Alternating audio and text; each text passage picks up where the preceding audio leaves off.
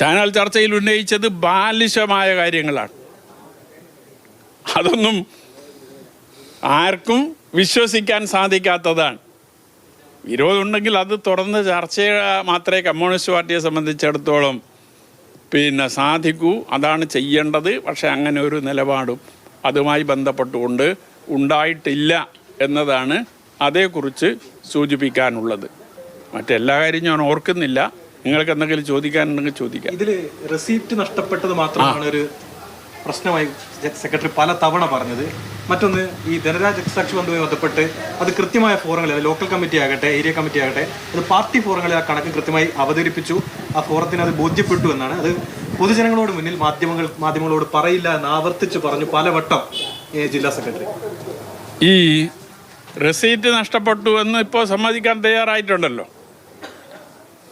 വ്യാജ റെസീറ്റ് അച്ചടിച്ചതുമായി ബന്ധപ്പെട്ടുകൊണ്ട് ഓഫീസ് സെക്രട്ടറിയെ കുറ്റക്കാരനാക്കി രക്ഷപ്പെടുന്നൊരു സമീപനമാണ് സ്വീകരിച്ചത്.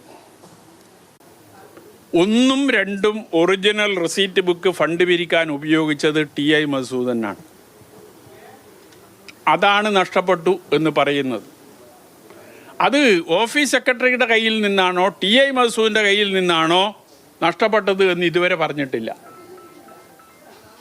ഓഫീസ് സെക്രട്ടറിയുടെ കയ്യിൽ നിന്നാണ് നഷ്ടപ്പെട്ടത് എന്ന നിലയിൽ ഓഫീസ് സെക്രട്ടറി അതിന് പകരമായി വ്യാജ റെസീറ്റ് അച്ചടിച്ചു എന്നതാണ് നേരത്തെ പറഞ്ഞത്. അതിൻ്റെ മേലെയാണ് അയാളുടെ പേരിൽ നടപടിയെടുത്തത്.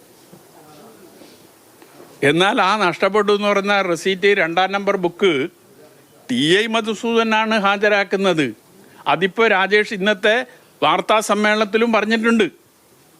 അപ്പോൾ TI മധുസൂദൻ്റെ കയ്യിലുള്ള റെസീറ്റിന് എന്തിനാ ഓഫീസ് സെക്രട്ടറി വ്യാജ റെസീറ്റ് അടിക്കുന്നത്? അപ്പോൾ ഓഫീസ് സെക്രട്ടറിയുടെ കയ്യിൽ നിന്ന് നഷ്ടപ്പെട്ടു എന്ന് പറഞ്ഞത് കള്ളല്ലേ? ഓഫീസ് സെക്രട്ടറിയുടെ കയ്യിൽ നിന്നാണ് നഷ്ടപ്പെട്ടത് എങ്കിൽ TI മധുസൂദന് ആ ബുക്ക് ഹാജരാക്കാൻ സാധിക്കില്ലല്ലോ. 1ാം നമ്പർ റെസീറ്റ് ഇന്നേ വരെ ഹാജരാക്കിയിട്ടില്ല. 1ാം നമ്പർ റെസീറ്റ് പൂർണ്ണമായും മുറിച്ചതിന് ശേഷമായിരിക്കും 2ാം നമ്പർ റെസീറ്റ് മുറിക്കുക.